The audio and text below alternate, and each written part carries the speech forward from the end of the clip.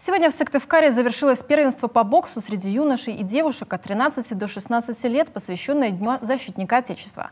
На протяжении 3 дней юные спортсмены показывали свое мастерство. Для кого-то это были первые соревнования в жизни. Виктория Денисова пообщалась с победителями.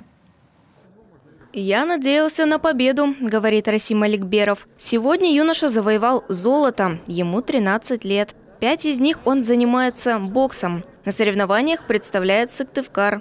Всего на ринг за 3 дня вышло 100 боксеров из столицы Коми, Сыктывдинского, Эжвинского и Карткировского районов и даже Кирова. Молодые ребята проводят свои первые бои, и неважно, выиграет он или нет. Главное, что он вышел в ринг, отбоксировал, победил самого себя, что выиграл, и еще плюс победил противника. Это большой успех для него.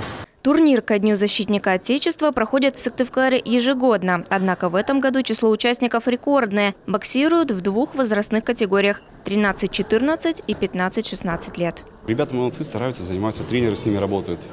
Работа идет. У нас в рамках этих соревнований идет отбор на первенство республики среди младших юношей, 13-14 лет в городе Сосногорск.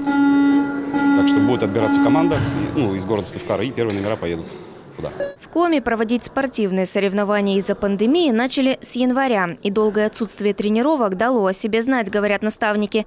Каждый спортсмен занимался индивидуально. Кто дома, кто на свежем воздухе. И многие ребята показали достойный результат.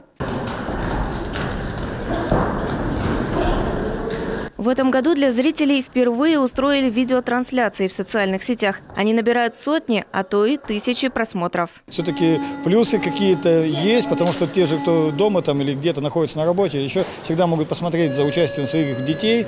Соревнования мы 2 недели назад проводили, на самом деле просмотров очень много, там более 2000 просмотров за одни соревнования. То есть мы смотрели, анализировали. В Сыктывкаре соревнования для боксеров пройдут и весной. Вскоре спортсмены из Коми отправятся в Сосногорск на первенство республики, затем в Калининград на первенство Северо-Запада. Виктория Денисова, Роман Боровиков, телеканал Юрган, Сыктывкар.